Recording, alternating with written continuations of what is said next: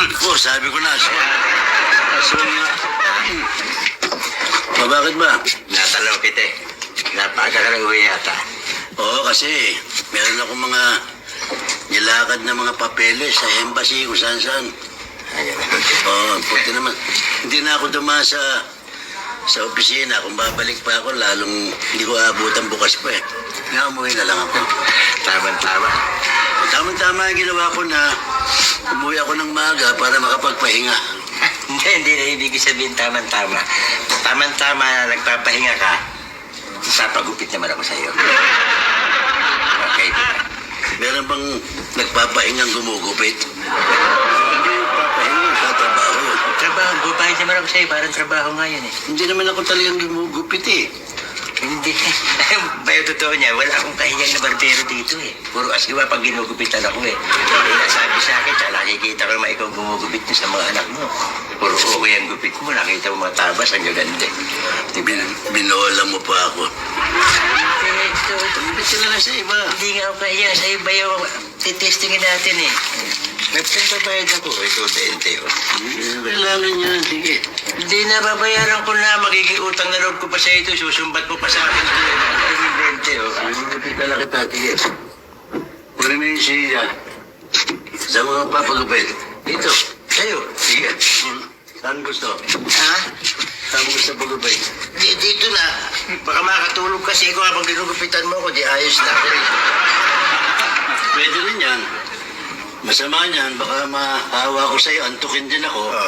Nahawa ko yung gunting, matusok ko yung mata mo. Meron ba lang papagat na kahiga? Masahe lang yan. Mukhang siya. Bigyan mo na dyan.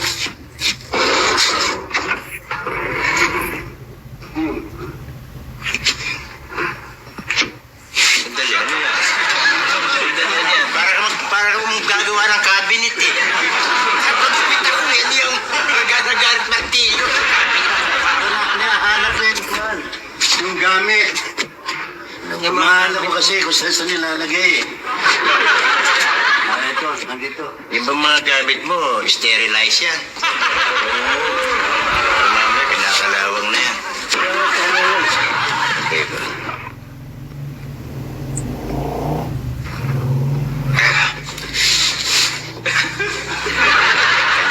Sandali.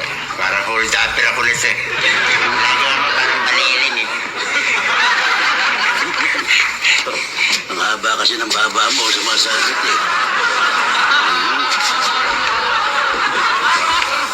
Ayos yan. Huwag na malikot. Hindi ba tayo simulan eh? Tama na ako sa'yo. Hindi ka pa ginugupitan, malikot ka na eh. Bayo, yung salamin nga para makita ko yung buhok ko. Ay, istupiyado ka pa eh.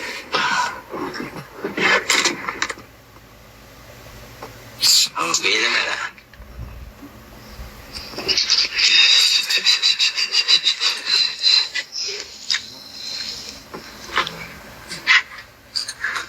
Bayo, sandali. Ayos na may iksi niyan eh. Huwag mo nang galawin, oh. Wag na dyan. Huwag na, baka magtampo pa yan eh, ha?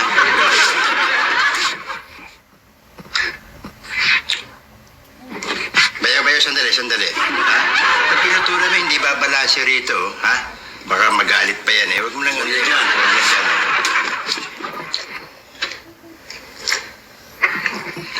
Bayo, sandali. Manipis ang buho ko dyan. Makikita pa yung kalbo ko dyan pag binawasan mo sa likod eh. Huwag na rin dyan, oh.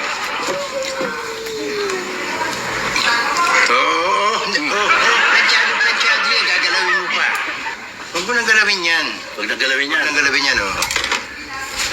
Tapos ka na. Tapos ka na. Wala ka pang ginagalaw sa akin, tapos na. Ayaw mo pa ka lang. Sa kukugupitan. Ayaw mo sa tabi, ayaw mo sa likod, ayaw mo sa tuktok. Ay, sandali, hindi. Nakakita na. Oh, wala ka pang ginugupit sa akin, kukunin yung 20 ko eh. Sige. Pero bang papagupit, ayaw pagalo yung buhok. Eh, huwag na lang gupit, iba na lang. Pahitan mo ko. Kasi man, hindi maargabyado naman. Sige, upo ka dyan. Buti yan, makahita ko na. May puti na yung balbas mo. kang malikot, ha?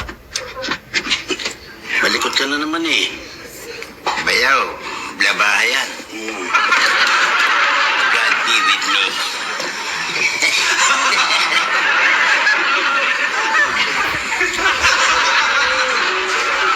Bayaw, Sumobra. ginawa mo icing ng cake yung mukha ko eh. Ikaw mo. Parang icing yata. Sumobra. Sumobra. Okay ah. Sumobra.